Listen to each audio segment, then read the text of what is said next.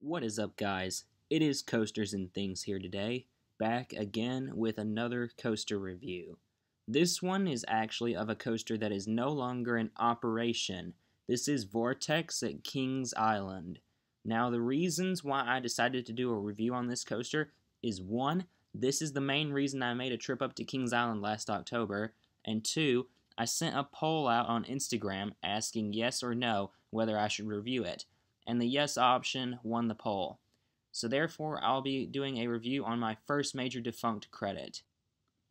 And just a side note, everything I will be saying in this review will be past tense, since this coaster is no longer in operation.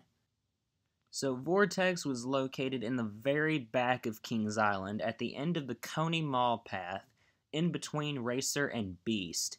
It was an aerodynamics custom looper, the second largest one that was still in operation.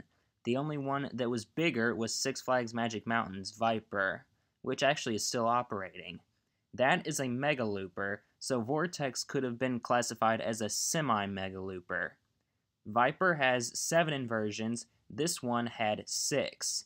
It was the first ever coaster to go upside down 6 times, therefore this coaster did have quite a bit of historical significance. And for 26 years, until 2014, this had the most inversions out of all the Kings Island coasters. So when you would walk past Backlot Stunt Coaster and Diamondback, you would get to the area where that famous shot was taken for so many years. This was easily the most photogenic coaster at Kings Island, which is another reason why I'm sad to see it go. When you got in line for this coaster, the railings actually extended out past the station. I went to this first thing in the morning before it got a really long line because I needed the credit and I had a feeling it was going to get a long line later in the day, which it did. I did have fast lane, however, which is the reason I got 3 rides on this as opposed to just 1. And when I was there, they were not assigning rows, which I really was happy about. I rode with Logan from Coaster Kids / Thrills United, as well as 2 other enthusiasts for my first ride, which added to the experience for me. So you would board the train. This coaster did have 3 trains, by the way, and pull down your classic Aero over-the-shoulder restraints. It did have seat belts, which I was not used to, being that my home Aero looper is Tennessee Tornado, which does not have seat belts. You would then proceed to climb up the 148 tall lift hill, which, fun fact, when this coaster originally opened in 1987, it was the tallest roller coaster in the world. Being that this was the first really big aero coaster I rode, I thought that we were almost to the top when we were only halfway up the lift hill on my first ride. This lift hill felt way taller than it actually was. And one more thing, this is so dumb. I love the sound that aero loopers make on the lift hills. I'll just let you all listen for a sec.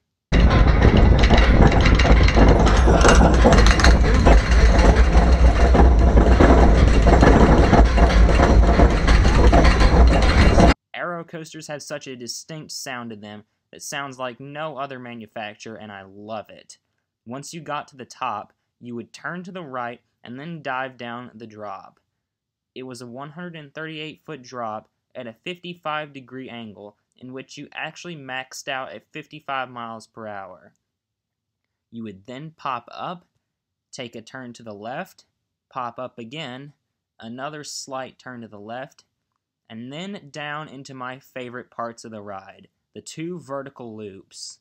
The forces here were really strong, as with most aero loops. They weren't even that rough either.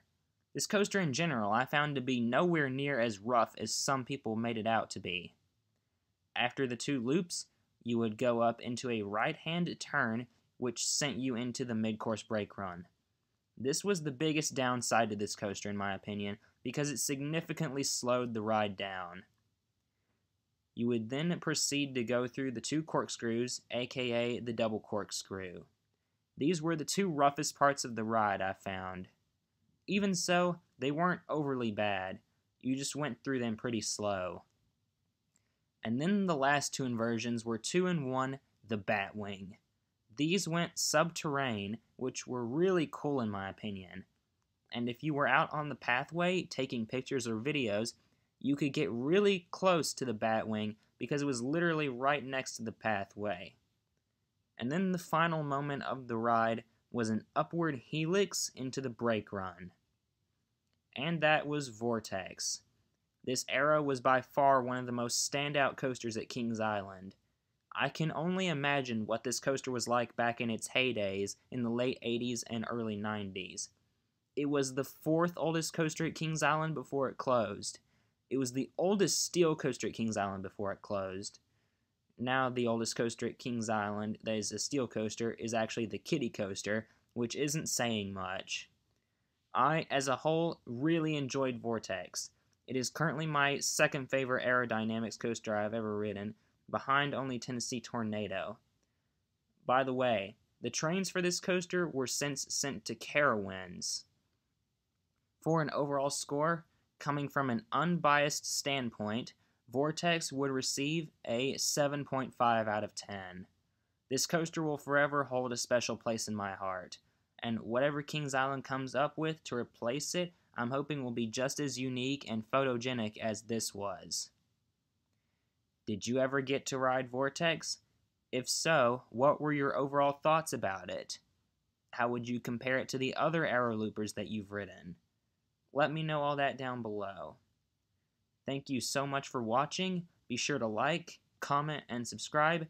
And this is Coasters and Things signing out.